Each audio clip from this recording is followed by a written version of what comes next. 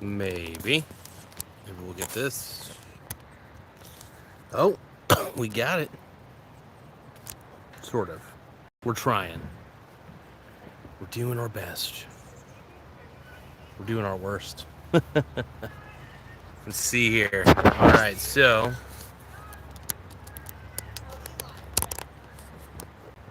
all right, what's going on, people? Welcome to the show. I think we're a little live. We're kind of not. We're sort of not. I'm not too sure. Now, this might be running at a bit of a slant. We're trying to wave it out. It's maybe a little disorienting. But welcome to the show, everybody. It is good to see you all. It is good to be out here. Decided I couldn't be inside for another minute. I needed time to chill out. Somebody's yelling. It's all right. But yeah, pretty good shit.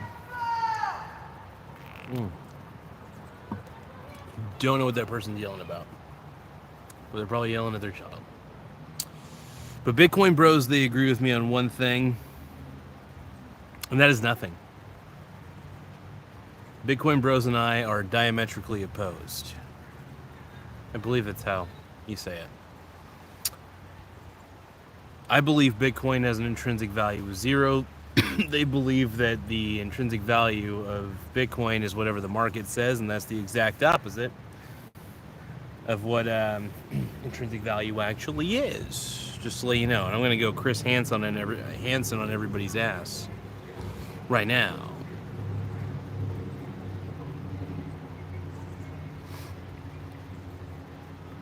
Ugh. Drinking this Sprite, though. Let's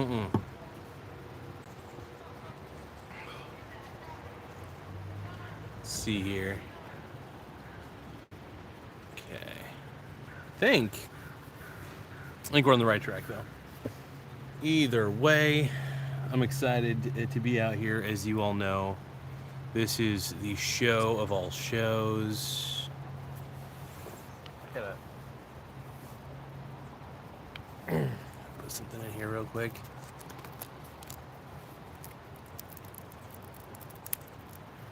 Something I gotta do real fast. I gotta make a small adjustment real quick.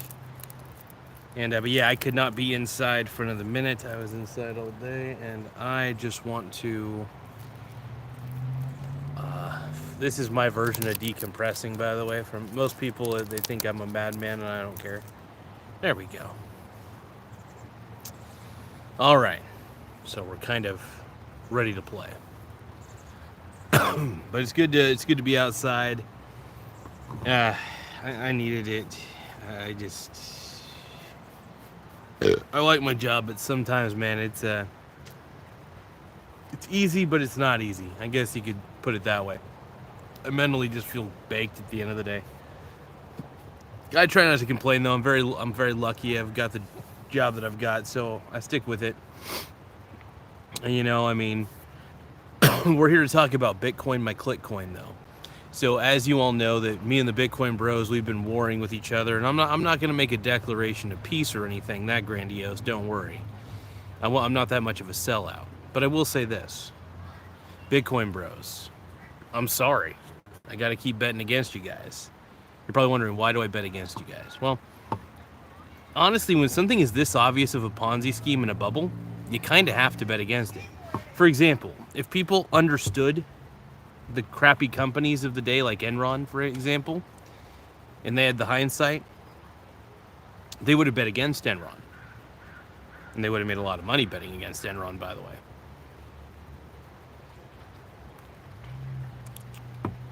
How often can you bet against something, man? I mean, you can bet against a lot of stuff. There are markets for it. But man, the fact that ETFs exist that allow me to bet against Bitcoin, something that is clearly a Ponzi scheme, something that clearly has no intrinsic value, it's a real opportunity. And I hope it's something that people can realize is a true opportunity. But if they can't, that's on them. And they can do what they want.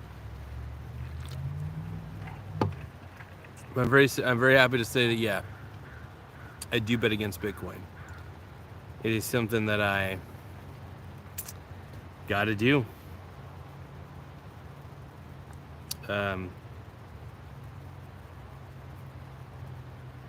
But yeah, I've been inside all day, and I mean that's the nature of my job, man. I'm usually just taking calls,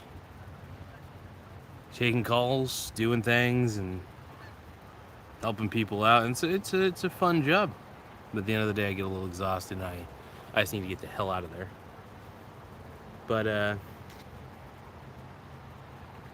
yeah, feeling pretty good in the old neighborhood.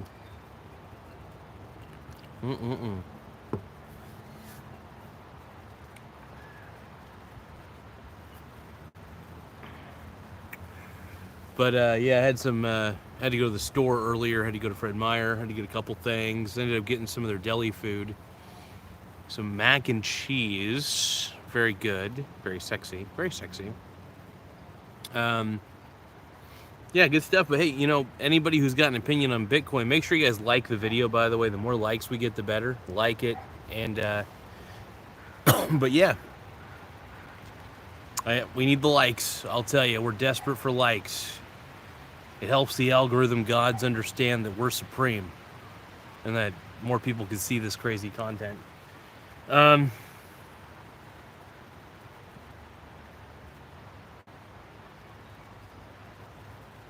Where do we go from here when it comes to Bitcoin? We all know that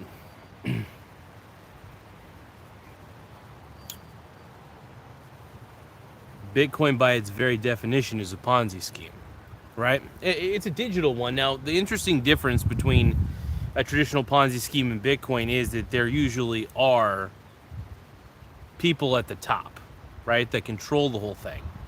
But in a lot of ways, there are people who get in early, pump up Bitcoin's price by promoting it and talking about it and all that stuff, and trying to convince people to hold something that is completely worthless, right? So, that's what people end up doing, is they end up holding something completely worthless, and that worthless thing is Bitcoin at the end of the day.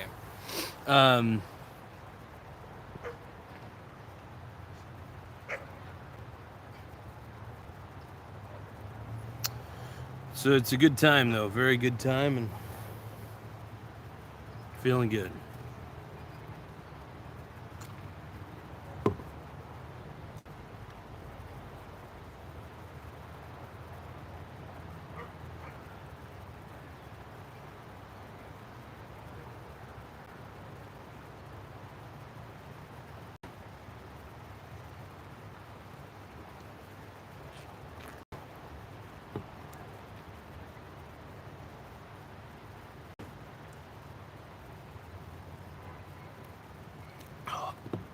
Oh my goodness.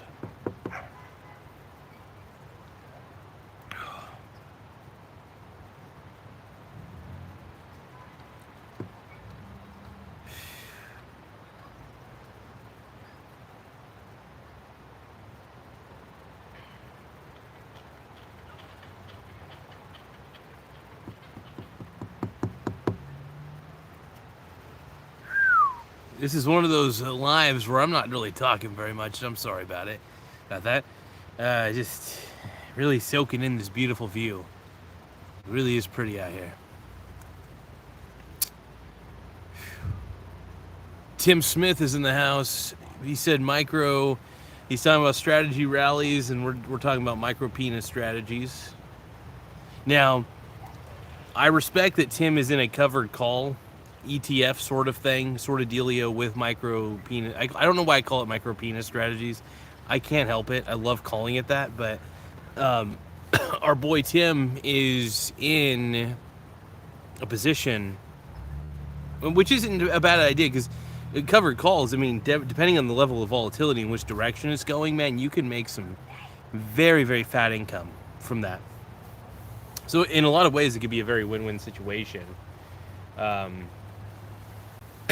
with it.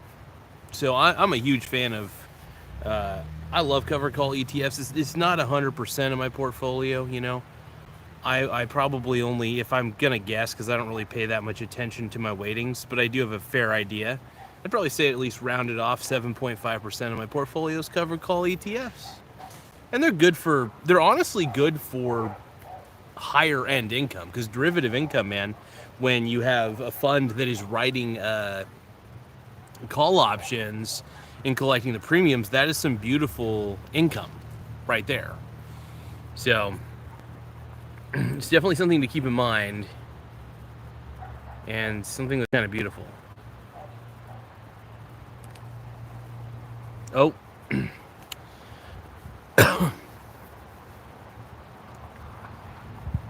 Jablonski stopped. Defiance leveraged long plus income microstrategy ETF drops 50% in 4 months. What? Now, I do have some disagreements with Defiance ETFs overall, even though I did have Sylvia on my show, and I'm very proud of that. I think she's a fantastic person, but I think there are times that when fund managers just really should not always listen to the people who invest in their products, because the old saying is the customer's always right, but that's kind of a BS saying, because most retail investors don't know jack about investing. And that's where these responsible fund managers come in, and I'd like to believe that Defiance would be a little more responsible and create more balanced, different types of ETFs. You know what I mean? I think it's okay to have covered call ETFs. There's no shame in having those out there. But I think Defiance needs to get into the realm of, a few indexes they could create. They can be smart about this. They really can. But let's take a look and see what Tim's saying. Tim Smith says they are at a 75% distribution rate right now, paid weekly. Now, Defiance is, or are you talking about the one that you're invested in, Mr. Tim? Tim says they started at 33 cents per share a week and are now at 21 cents a week. Yeah, that's the thing about some of those covered call ETFs, man. There's a lot of variance, because here's the thing, man. When they're writing these options contracts, the amount of premium that they bring in is a big variable. So there will be months or weeks, depending, where the distribution payouts could be 40 cents, they could be 33 cents, they could be 21 cents. It all depends on what people in the options market are willing to pay the premium for those contracts that the fund makes. So the fund is writing up all these contracts, right? And they're selling them for a premium. It's almost like the way an insurance company sells insurance to a customer. It's very similar in that way. It's one way to visualize it. And a lot of these funds, these covered call funds, are actually writing the options contracts and using the stocks that they have as collateral right then and there. It's it's really interesting. But yeah, no, that's awesome, Tim. Yeah, the distributions are going to be a little shaky sometimes with covered calls. Like, for example, I've got the XYLD. I have to admit, the XYLD has to be the most consistent. Like, when it comes to consistency in payouts, like the number, like it doesn't vary that much. It's very steady income. But yeah, no, I love having the XYLD, the QYLD. I've got like every single covered call, at least one share of every single covered call ETF out there, just because I love the income that each of those bring. And then at the same time, I've got like so many different individual index ETFs as well, which is really fun, man. It's really beautiful and very sexy. I gotta admit, I feel like I'm talking a little bit like Chris Hansen today. I got my Chris Hansen vibes going on. So, but yeah, no, it's but make sure you guys like the video though. Like. You guys gotta like, please. I beg you. 'Cause I need you and I want you crawling underneath my skin. Now, if you guys can like the video, it helps the algorithm gods know that we're the greatest channel of all time. Now, here's the thing. We all know that, like I said, I'm a huge covered call nut. Like I'm into index ETFs. I prefer index ETFs, obviously, because really they're not like actively trading anything. They're really just buying and holding, and then they kind of restructure the portfolio at the end of the year. And the expense ratios are very low because there's no real maintenance, no real management that ever needs to be done on a frequent basis. That's why I hate actively managed funds, because one, the expense ratios are high. There's a lot of hidden fees. You got to keep that in mind. So as far as actively managed goes, I'm not a big fan of those. I just prefer to stay super diversified across several different asset classes and really kind of keep it smooth, smooth. But that's about really it. That's and I don't know. I'm a weirdo. I love to stay hyper diversified, but I love covered call ETFs. I love it when they're the type of covered call ETFs that write call options on an entire index. Those are very fun, like the S&P 500 covered call ETFs, or the like I said, what's the other one? The QQQ. What's it called? The NASDAQ 100 or whatever. That sort of thing. So, at least that's the way I do it, the way I handle it. As you guys can see, I got a little. You guys probably can't see this actually, but it's a different tripod than usual. This is actually just a standard, like, kind of selfie stick sort of thing. Really cool though. I like it. It's seems to be balancing pretty well, and it's doing everything I want it to do.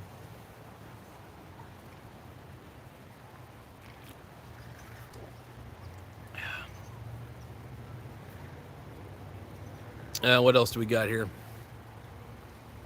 But yeah, Tim, you're on the right track, man. I think the covered call ETFs that you're in, because I like them because they're not completely covered call within the fund itself, right? They're like 30 or 40% of their holdings are the actual collateral for the call options they create, and then the rest of it is just there to grow or do whatever it does, right? So I think that's cool. I think kind of a hybrid between covered call and indexing is, in my opinion, the way to go, because you get income on one hand from the derivative income for part of your portfolio. That could be utilized to purchase more indexes, and then therefore kind of grow everything overall. Let's see. Tim Smith says, dividend payoff alert. The most insane hotel room in Las Vegas cost $100,000 a night. No way, dude. Screw that. Holy crap.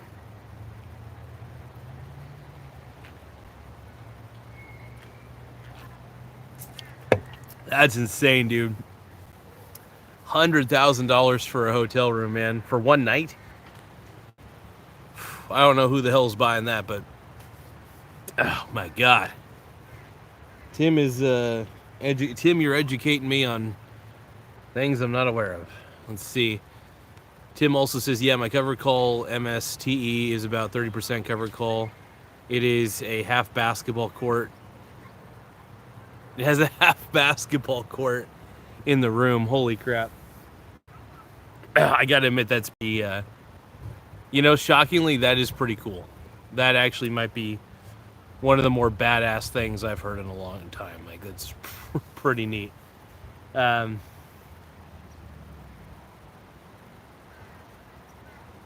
boy. It also has a 2-lane bowling alley. Holy crap. It makes me wonder who the heck. I mean, obviously, if you're a big baller, like if you're making like millions upon $1 million a day or something like that, I can understand. Even then, I don't even know. I don't even think I could justify that, even if I was a millionaire 10 times over. I couldn't justify paying $100,000 for a hotel room. That's just insane to me. Yeah, but that's pretty wild. I just want to know. I want to know who's actually buying that. I want to know who's like actually doing that. You know what I mean? Because that's the most interesting thing to me. is who is actually willing to pay that kind of price. And I don't know, it's just kind of a little crazy. Hold on, the sun's kind of getting in the sun is going down a little bit, so I'm gonna have to probably readjust just a bit. Let's see here. This might there we go. There we go. I think that kind of works, sort of.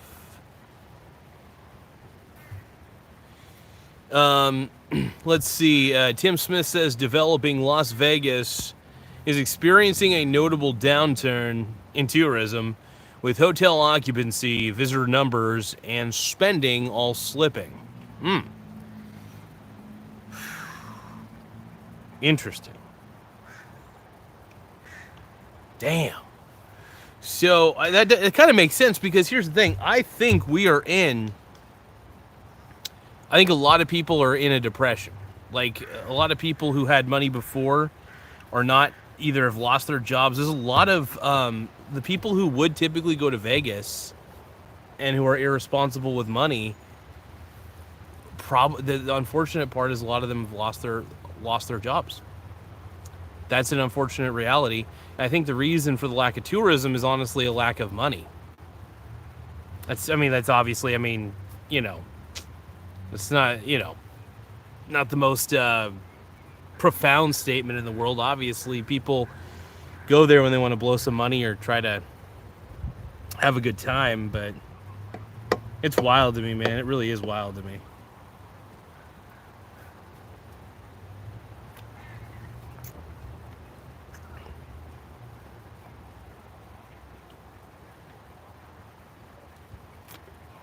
Tim Smith says I might go in December. We'll see. Now, here's the thing, dude. If you check on, like, I believe, what was it down? Hold on. So I was going to say, you can go to, like, hotels.com or try to go on, like, those travel sites and see if you can get, like, a discount on the different, because they usually have packages for Las Vegas where you can get, like very inexpensive 3-night stay to stay at some sort of hotel. But yeah, it's crazy that Las Vegas, of all places, is turning into a place that nobody's going, and that's why. And here's the thing: I don't think a lot of people really want to go to Vegas, because it's like, if you want to go to a casino, you can go to your local casino wherever. Like, for instance, here in Coos Bay, I've got 2 casinos to choose from, right? I got the Coke Wheel. It used to be formerly the Mill Casino, the Coke Wheel casino. And then there's the other casino where it's called, what the hell is it called? The 7 Feathers or whatever. It's like down in Empire. We got 2 casinos. I don't know how great Vegas is anyway. Most of the stuff there's kind of expensive. Some of the shows are kind of crazy to get into. It's just a lot of it's a lot more spendier, and I just don't think people want to pay a lot of money. Now, if you're just going down there to just kind of take in the experience, that's a different story, because then you can actually go to Vegas in an affordable way. You just don't have to gamble that much. Like, you can get those packages, get those 3-night stay packages, get the whatever you got. Like, they even have, like, packages where it's hotel and flight combined, which is wild. And you can actually get those for a pretty cheap price. That's what I've heard. Now, if Vegas becomes too expensive, I think, like, to just go there, to just be there, which I think a lot of people do anyway, just to experience Vegas, I guess you could say, to experience the Nevada desert, I don't know. I think that's just kind of what happens.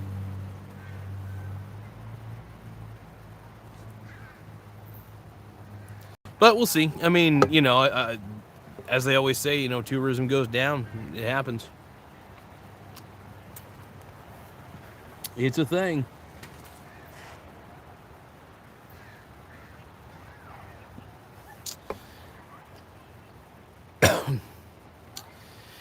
Tim Smith says, I thought it was great. I didn't gamble, but let's see. I saw a concert, then went to an arcade, mini golf, Shark Tank, tons of food. I don't see what the problem is. Yeah, I mean, it probably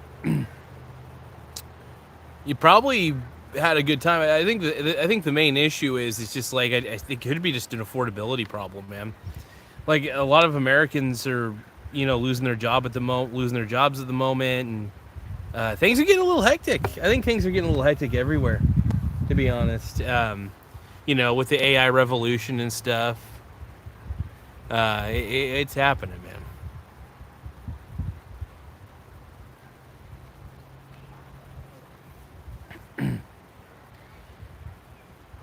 Batalchi says you can do that in you can do that in a major city, though. Yeah, yeah. There's a lot of. I think if I were to go to Vegas, one, it would be just to get rid of my fear of flying, would be the main thing, and then after that, really, it would just be like, just to kind of see what it's all about,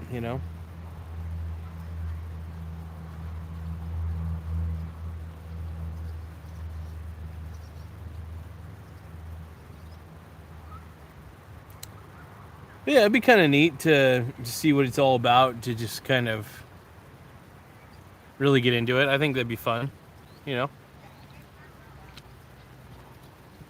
I definitely get the appeal. That's for sure.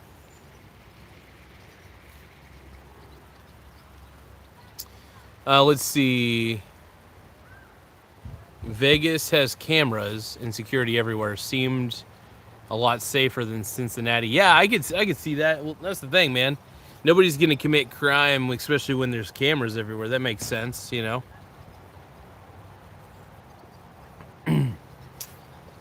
it's interesting though. I think Vegas may turn into a place where only rich people go. Unfortunately, it used to be a place for kind of anybody who wanted to get away. Had a vacation. Hey, let's go to Vegas. Blah blah blah. That sort of thing. And now it's just become from what I've heard, it's getting a little more expensive by the day, and food and everything's crazier. And things will only get more expensive, I think. Well, they actually know if the demand goes down. If the demand for Vegas is going down, then technically the prices should go down in theory as well. Because the supply will be there, but the demand will wane. And, there's a lot of hotels there, a lot of everything, really.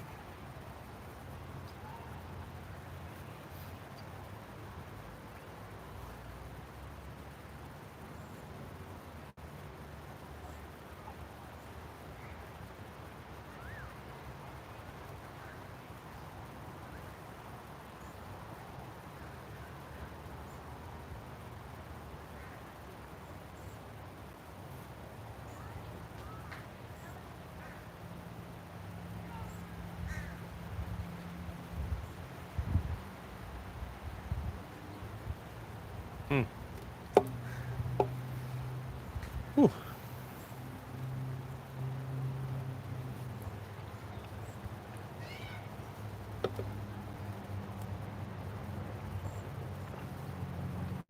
But yeah, Vegas is a fascinating place, man. But I will say a message to all the Bitcoin bros. Look, and here's the thing. Here's another reason why Vegas could be dying, is because if people do love gambling and they love going down to Vegas for gambling, there's a lot of options these days to gamble online. You could sports bet online. You could do it all from the comfort of your home, by the way. You could even do cryptocurrencies from the comfort of your home, which honestly I think cryptocurrencies are the new famous gambling.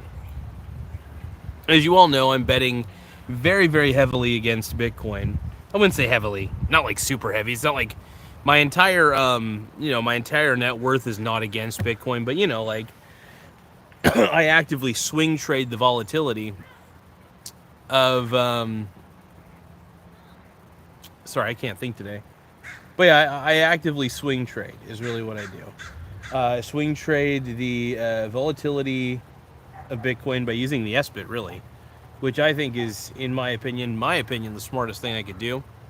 And that's what I think.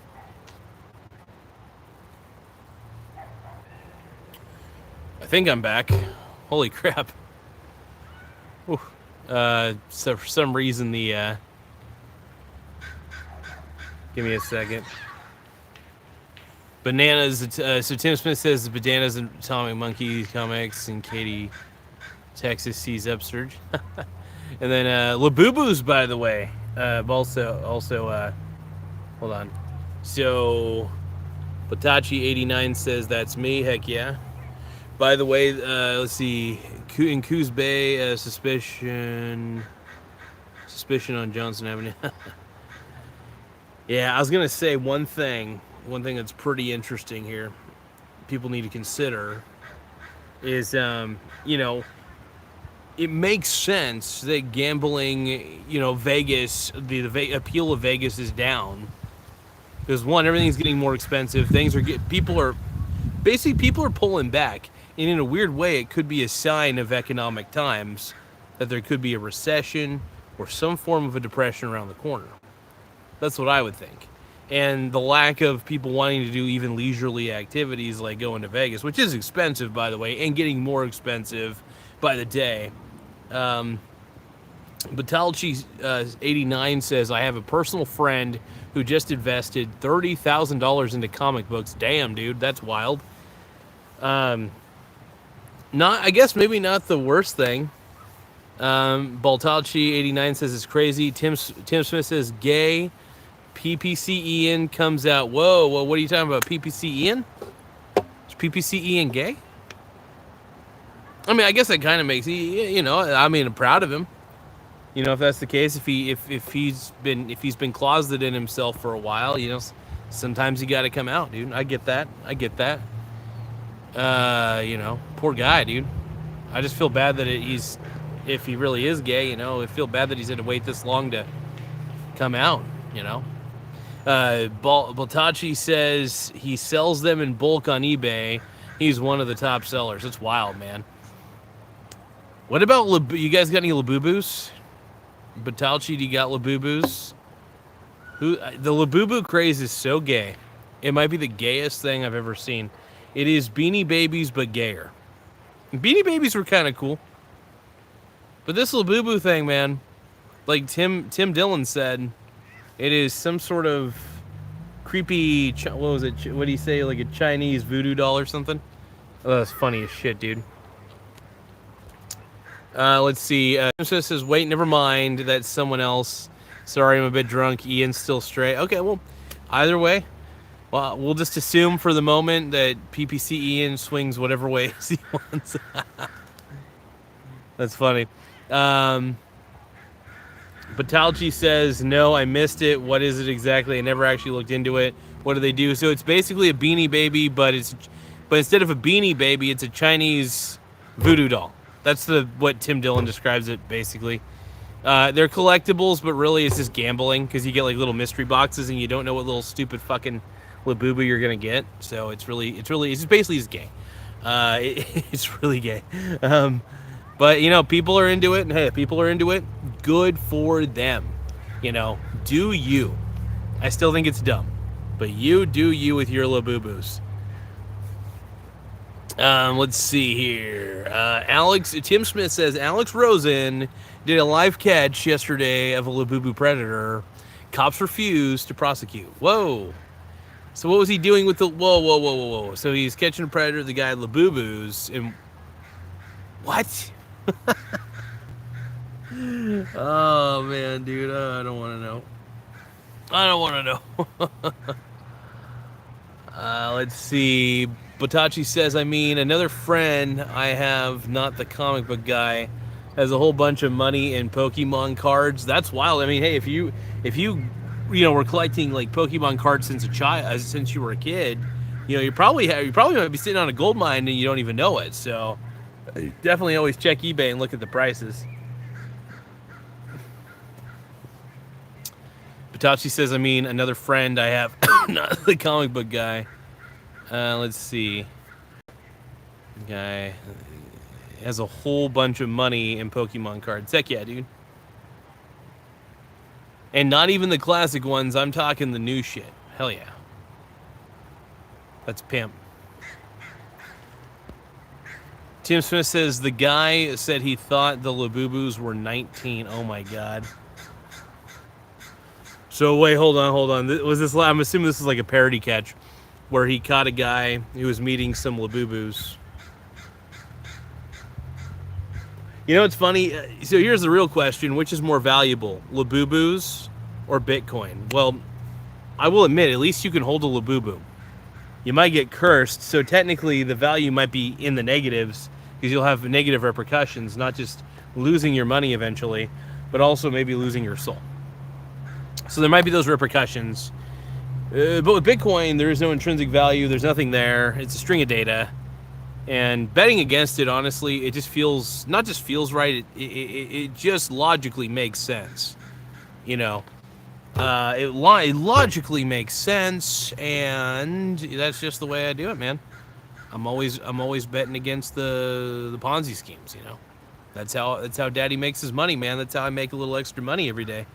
I mean, I make extra money doing other things too, but dividend income, swing trading the S-bit. I do other things like I DoorDash. I work my normal job. I do the YouTube channel. I've got multiple streams of income, man. It's helping.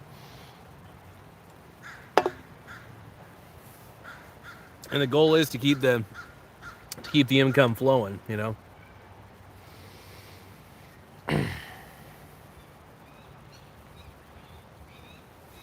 Tim Smith says the guy said he thought the Labubus were 19.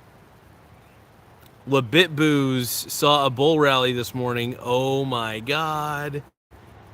The whole Labitboo thing, you take one Ponzi scheme and combine it with another, and then you create the Labitboo craze, and it shocks the shit out of me. It does. I don't understand it. But hey, you know, Ponzi schemes, they're everywhere. They're everywhere. I think I'm a Ponzi scheme now at this point. My channel feels like a Ponzi scheme. Let's see. Baltachi says, I mean, it's fine. You could short Bitcoin and make money. It's totally possible. I just see the utility, I guess. I think my problem is, did I get bit by a spider? God damn it. Hold on. Ugh. I think I got bit by a spider. No? What is that? Okay, maybe I did.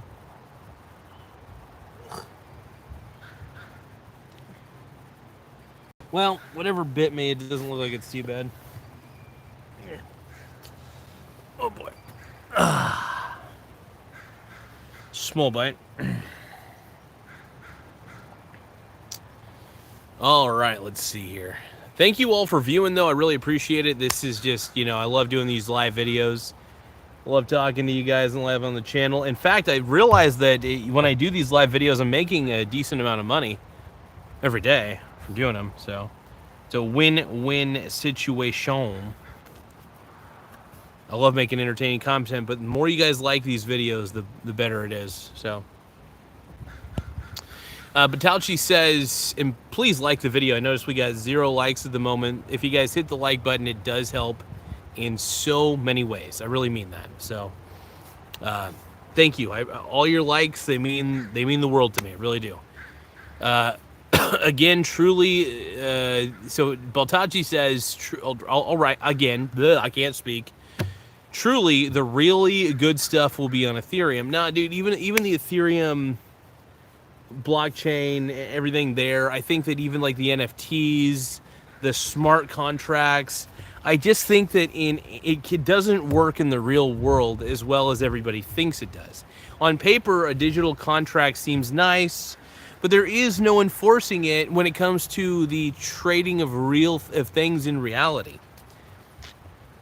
And I think it's a way, these smart contracts, I feel like, are a way for people to get bamboozled throughout the process. I mean, if it's just an exchange of money, I mean, like, you know what I mean? Like, it just feels like it's tough to monitor and really police these types of contracts. I mean, what, do you take them to court on a decentralized document if they don't, like, provide the goods? You know, I've always had a problem with that. It already does. I could loan money right now. So you could loan me money? Is what you're telling me? You talking to me? So you're going to loan me some money.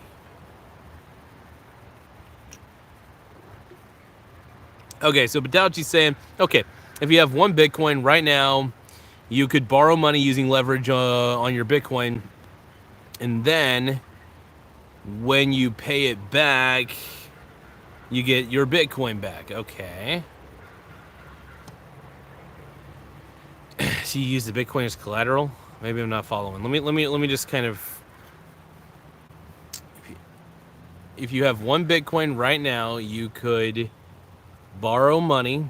I have one Bitcoin right now. You could borrow money using leverage on your Bitcoin, and then when you pay it back, you get your Bitcoin back. So you're using the Bitcoin as collateral.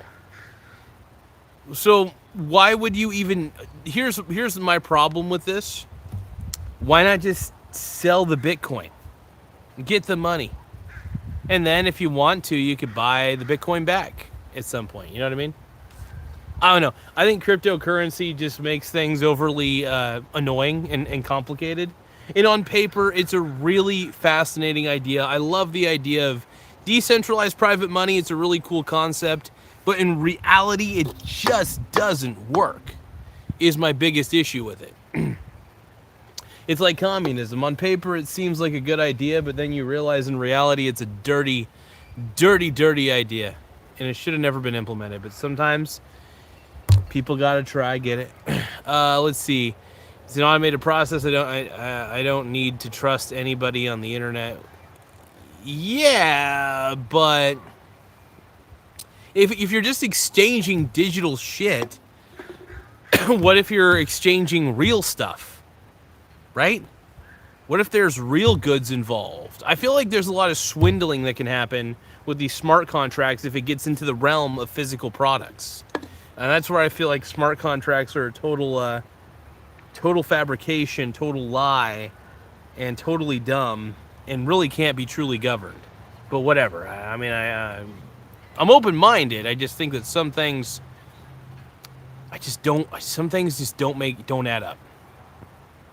It's a way to not need to trust on the internet. Yeah. Okay. Yeah. True. I don't know. I still think it's bogus, and I still think it's extra steps.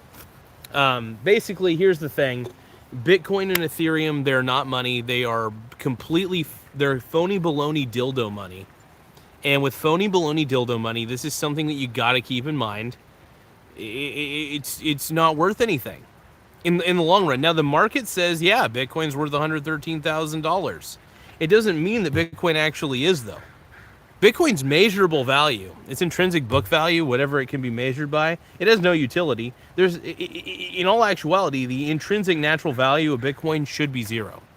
But the market of idiots, the market of fools is what I like to call the Bitcoin markets, is propping it up. It is literally a greater fool theory on digital steroids, where some sucker has to pay more to get, basically the person who bought it at one price is hoping that some other idiot will buy what they bought at a higher price. And that's just how it goes. That is just how that works. And for me personally, I think it's a stupid game. I really do. That's why I bet against Bitcoin. And I know that retail investors are very flimsy, and there's so much volatility back and forth. It's anything with an intrinsic value of zero goes to zero eventually, and that's just the way I approach it overall. Let's see. What do you mean the U.S. government just signed it into law? I could have USDC. That's a cryptocurrency. How's gold as an investment different than that? Gold is way different because gold has utility. Gold is usable. Bitcoin is not. You can't use Bitcoin for anything that matters in reality. You can use gold for several things that matter in reality. Is gold super portable? No. But gold is a great wealth preserver if you want to hedge against the inflation of the US dollar. Now, if the dollar was backed by gold, it would be a totally different story. Bitcoin and Ethereum cannot be backed by gold. Therefore, they're phony baloney dildo money, right? If you can't trade your Bitcoin in for gold, then there's a problem. Also, nobody would be dumb enough to trade their gold for Bitcoin. Hopefully. That's the hope.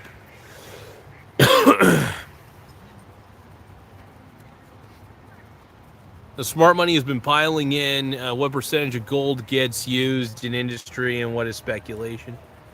What makes it a good wealth preserver, though? Well, first of all, you could get a cryptocurrency backed by gold. Either way, crypto is grifto. And that's all I'm trying to say. Cryptocurrency is griftocurrency, all right? So either way, I think the best thing in the world is gold. Gold, gold, gold, right? That's my philosophy here.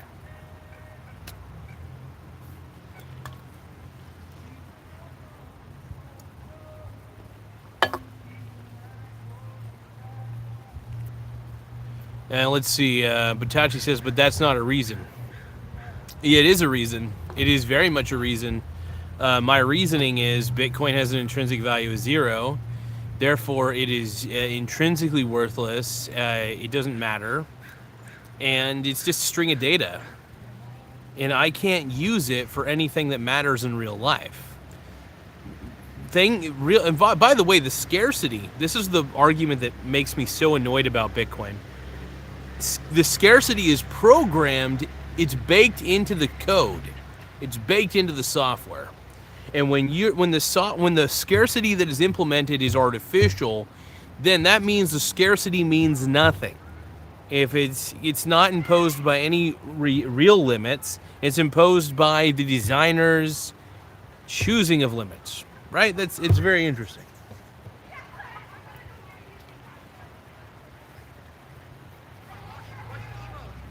Botachi says the only reason paper be gold was because it was more transportable. Nobody cared about utility. Here's the thing. At least the dollar could be backed by gold, right?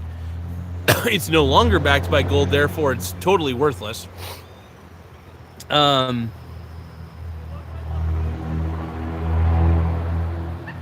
anyway, let's keep rolling. That is utility. No, it's based on network usage. No, I could make a Bitcoin clone, but my computer will be the only one keeping the network safe if I'm mining. Here's the thing. That's another problem that I have with Bitcoin is its open source nature allows for people to create duplicates, right, of the actual Bitcoin network itself. So they can make their own version of Bitcoin, and then that creates competition. And there's the never-ending competition factor. And eventually the dumb money runs out, and the dumb money gets dispersed along the idiocy, right? So it's all phony baloney dildo money, and with all this dildo money, you know what I mean? It's just garbage, and I want people to realize this with every ounce of my being. But if people aren't going to see it, if people are going to listen to the people on Reddit, that is their loss. At the end of the day, there's many problems with Bitcoin. It's archaic, first off. Quantum computers are going to be, by the way, you're saying it's the safest network that exists at the moment. It'd be easier to hack. The US government went to steal somebody's Bitcoin by hacking. Okay, so here's the thing. Here is the deal. With the advancements of quantum computers, it's going to be very easy to brute force attack the entire Bitcoin network and be able to figure out where people's crypto wallets are and stuff like that. Here's the thing. Here's what people are not getting about this. It's fake. It's first off, quantum computers are going to make it to where the cryptography that is used, which is archaic on Bitcoin's end, it's going to make it to where it can crack that network, not easily, but a lot quicker than people would anticipate. And there will be brute force attacks on that, is what I'm saying. So it will be very, very possible for that network to eventually be cracked. Botachi says, believe me, that's everybody's data being leaked, including our government in China and Russia. Okay.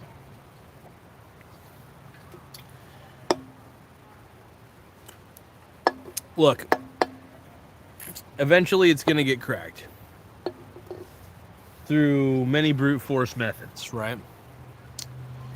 The Bitcoin network is flawed. It's innovative, don't get me wrong. Very innovative.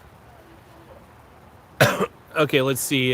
Batachi says, besides, there are networks that are already ready for quantum computing as well, but whatever, why bother?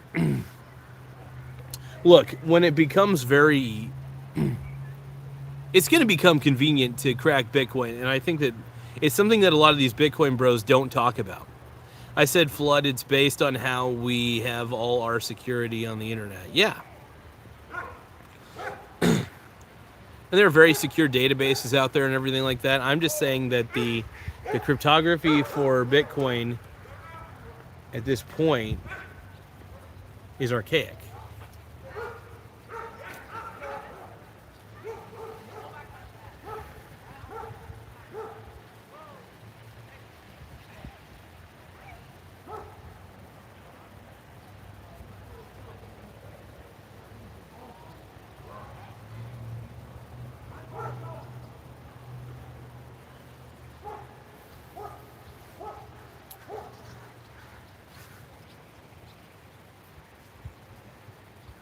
Sorry, it's not flawed. It's based on the internet security. It works the same way. This is how PayPal keeps their information safe. Encryption. Look, encryption, by the way, with the levels of encryption, I'm just saying that quantum computers are going to be able to crack the Bitcoin network very quickly. Now, you can't crack the Bitcoin network with a traditional binary processor. You have to have a quantum processing unit. You have to have an actual quantum chip. Because it could do all the calculations simultaneously at once. Time has no meaning. I love it's funny, it used to be just a theory, quantum computers. But now it's becoming more of a reality. And that's a wild thing to think about. Say goodbye to your bank account and all your stocks and everything that's not in your hand. Well, hey, say goodbye to Bitcoin, because Bitcoin's not in your hand either, is what I'm saying. The thing is, Bitcoin is just a string of data, and it's not valuable at all. It doesn't represent anything that matters. It doesn't represent ownership in anything. It doesn't represent... It's not even backed by anything that's valuable, so why even bother with it? You know? An asset is meant to be either backed by something or productive or something. I don't know. Let's see, Batalchi says, yeah, but none of the things that I own or a lot are including most of the money. Well, yeah, that's you. But I own a ton of stocks. I have ownership in a lot of companies. I've got ownership in a lot of shit, actually.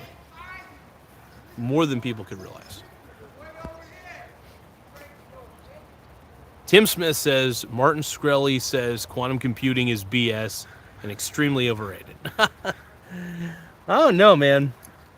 I think it's a real deal. They're making strides, man. They're making progress. There's been lots of progress, and quantum computing is I'm surprised.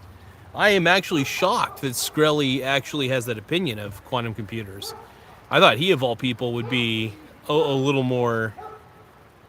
I mean, then again, who knows? Maybe Shkreli's right, but my opinion is quantum computers do seem like a viable... First off, it's going to allow us to solve math equations that are very, very complex in nature. Just mathematical problems that we've been unable to figure out.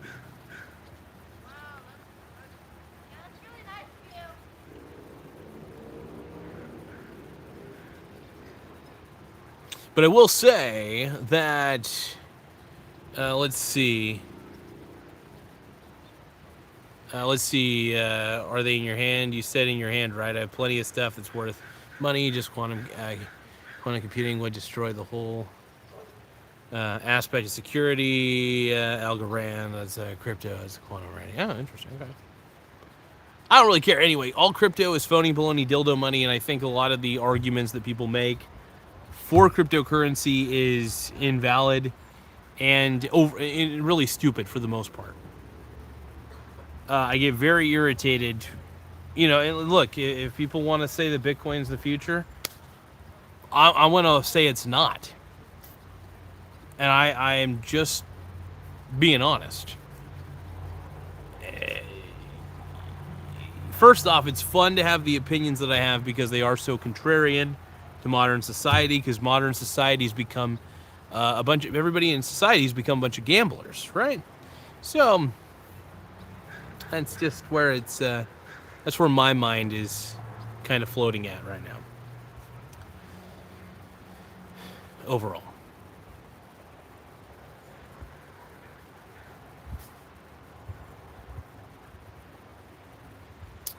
That's a crypto. That's quantum ready. Okay. I don't know. But I could see, I can see, like I am a little bit shocked that my boy Martin Shkreli is not against, but just believes it's BS. That's wild. I just see it as a system that eliminates risk. I see that, here's the problem about Bitcoin, is it is purely risk. It's speculative. That's one thing. And no intrinsic value.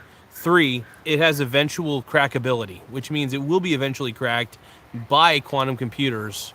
Mark my words, my man. I just don't think that there's any real security in Bitcoin.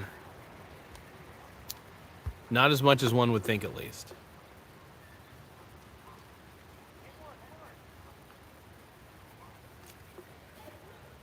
Makes the transfer of assets easier between parties without infringement. What are you talking about? What assets are being exchanged between parties? Are you talking about the strings of data? So your bank account, why do you use it? My bank account allows me to put my money in there, collect interest on it if I choose, and it's also a way for me to pay my bills very easily. And it's FDI insured. I trust FDI insurance more than I trust crypto, because you know what? It's just strings of data. My money's not in Bitcoin. If I buy Bitcoin with my money, you know what I'm buying? I'm buying the Bitcoin.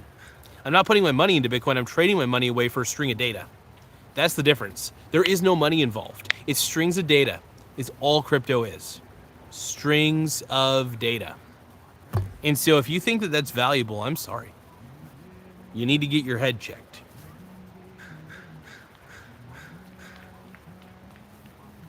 I can't help but be right. I just can't.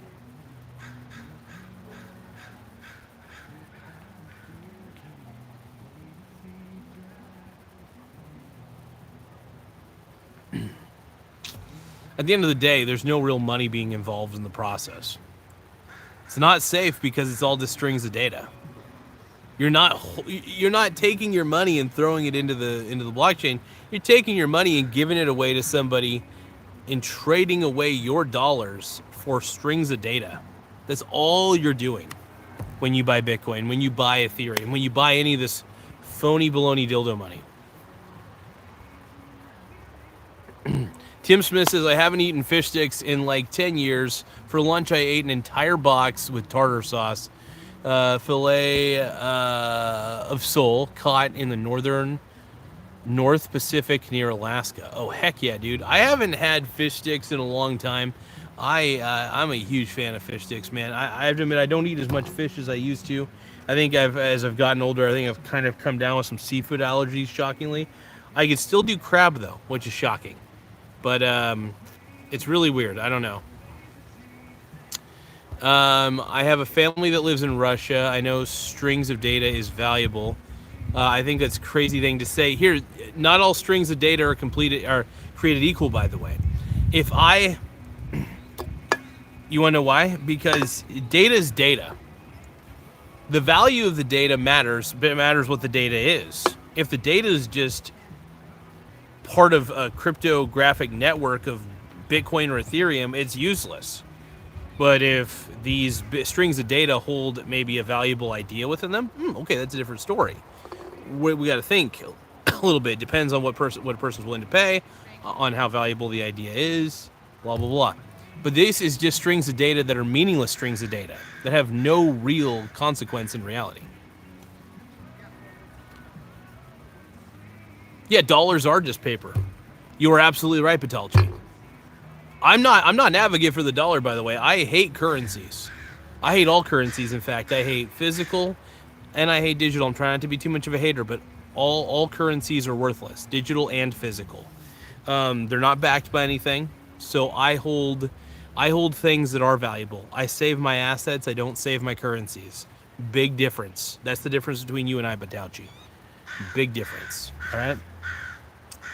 I save my assets. I don't save my currencies. All right?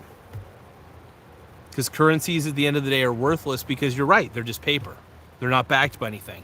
Just like Bitcoin is just strings of data. It's not backed by anything. And if it's not backed by anything, it is worthless. Completely. Let's see.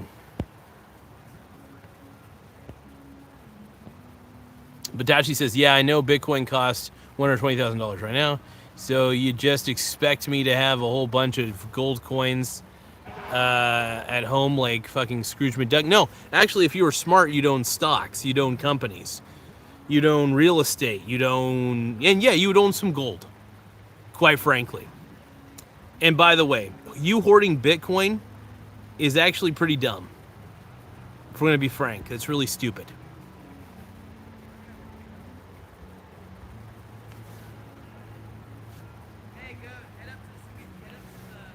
Beltachi says, very difficult to help my family on the other side of the world with those, by the way. Sorry. It sucks. But you know what? Bitcoin ain't going to help your family either. Newsflash. Let's see. Beltachi says, yeah, but we agree that you're going to lose all those when quantum computing is going to come out, right? No, here's the thing. There's constantly updated security protocols that happen. The problem is Bitcoin's archaic. It hasn't updated really anything.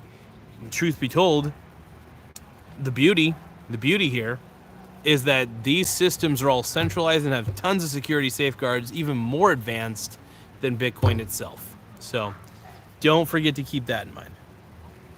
Bitcoin is the most overrated, stupid fucking thing in the world. It's impressive on paper, but it really in practice, it's still valueless bullshit. It's still garbage. I don't believe in it. It won't be for long. It's not as secure as you think, bud. And I do hope it gets cracked.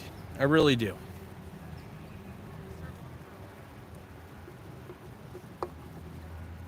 Oh, I wouldn't need to upgrade its security. It needs to absolutely upgrade its security.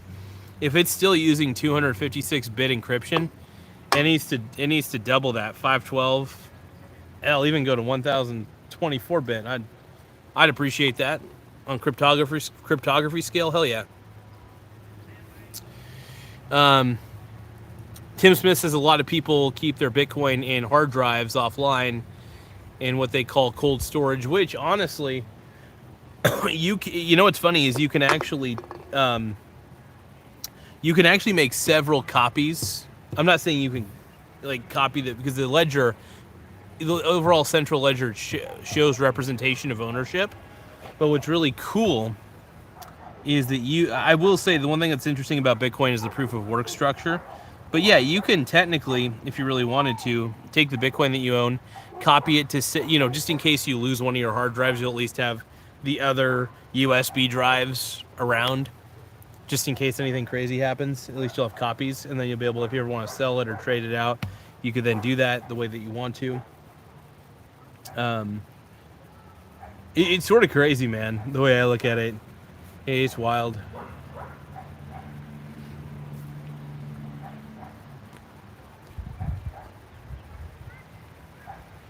Every computer that's mining crypto is keeping Bitcoin secure. Yes, absolutely. You can't copy it.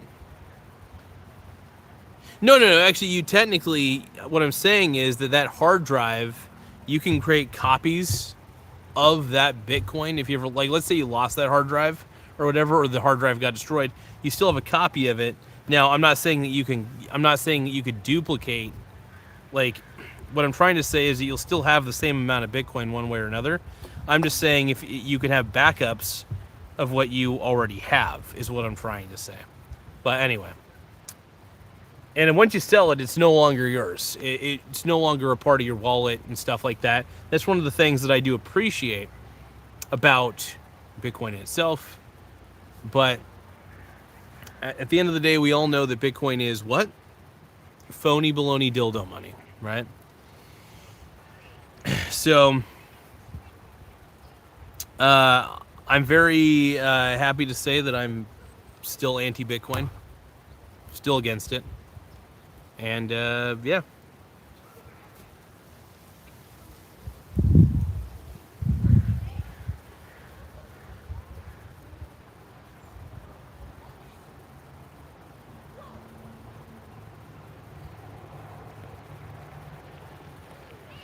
All right. Well, I am a little bit tired. I've been outside for a bit. It feels good, but any last remaining questions from anybody? Batachi says, "Do you know who made it and why?" I'm assuming the CIA, because they wanted people to get addicted to something worthless. Because the cryptography is pretty similar to stuff that the CIA created. But I mean, that's just my opinion. But whatever.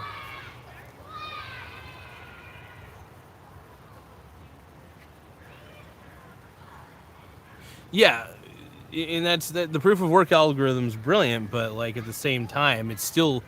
What I'm saying is Bitcoin in itself is still intrinsically worthless because there's nothing that backs it, right? It's like the dollar.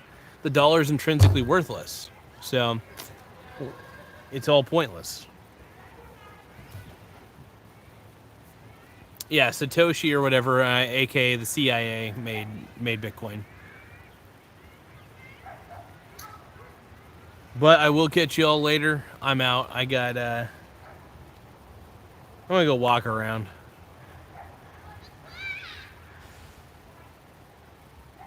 Yeah, they're backed by a system, but even that system, what's that system backed by? Nothing that really matters. That's what I'm trying to say. And it's funny because people say that I'm ignorant about Bitcoin. On the contrary, it's my knowledge of this that led me to determine that Bitcoin was a Ponzi scheme, right?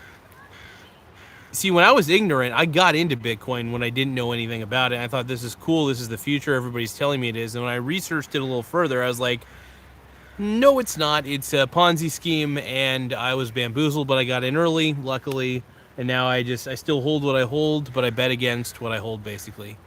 Um, Tim Smith says, breaking, a family adopted a baby crocodile, and then this happened. What happened? What happened? Oh, and then this, and this particular episode happened. Batachi says, definite Ponzi scheme.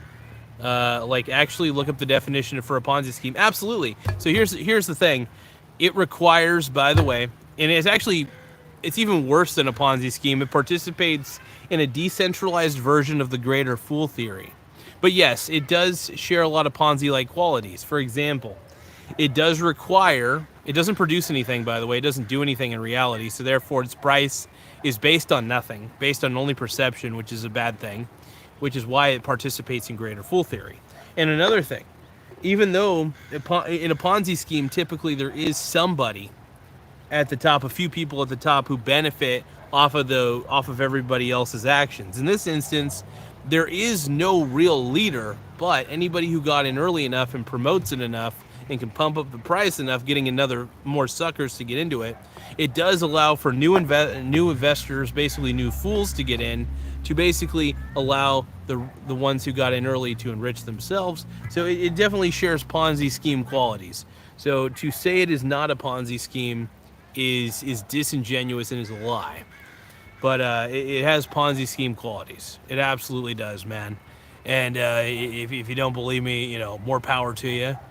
I'm going to keep betting against the Ponzi scheme. And I love betting against it, man. I can't help myself. But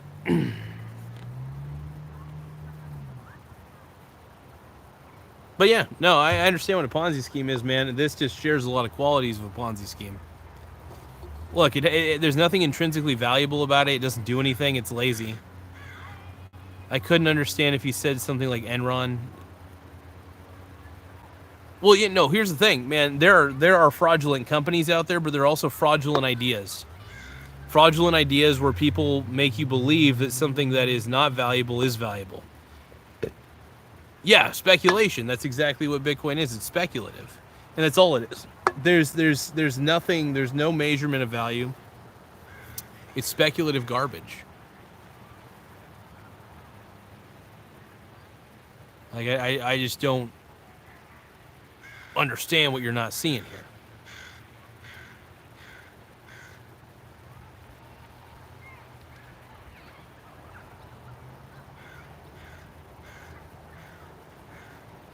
Yeah, I guess you could say. I mean, look, not everything is speculative.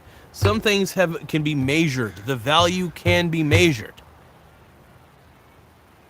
When the speculation converges, price goes up. No, when that is the dumbest statement in the world. You have no concept of intrinsic value, Baltacci. I'm sorry. You just don't understand intrinsic value. Speculation is not value. Speculation is speculation. It's people that just want to make a quick buck off of suckers. There's always a bag holder in Bitcoin. Trust me, I see it all the time. Luckily, what could it be measured by? I don't know. It doesn't have any utility. At least gold, you can measure gold's intrinsic value by what it can actually be used for. Why it's sought after, the why for Bitcoin being sought after makes zero sense to me, and it's pointless. But I'm tired of arguing, man. I'm tired. I got some shit to do. I believe I'm right. I do. I believe I'm right. It is speculative, though. If you can't see, I understand that you go on a lot of Reddit forums, or you go into a lot of places that keep your bubble going, but you're in a bubble. You're in a speculation bubble, all right? Tim Smith says Bitcoin volatility may only be profitable for covered calls for about the next 5 years. If Bitcoin keeps going up, it will be less stable and covered calls won't be worth as much. Yeah, I love getting the ETFs that allow me to have swaps for Bitcoin, which allows me to profit off of its downturn. And because here's the thing, it can only go up so much until people are realizing that, oh my God, ugh, you know. So if you're the only man who wanted gold on Earth, it would be worth something. Here's the thing. The reason that gold is sought after makes sense. It's not for gambling purposes. It's not for speculative purposes. The reason people go after gold is for true utility of it, what it can do.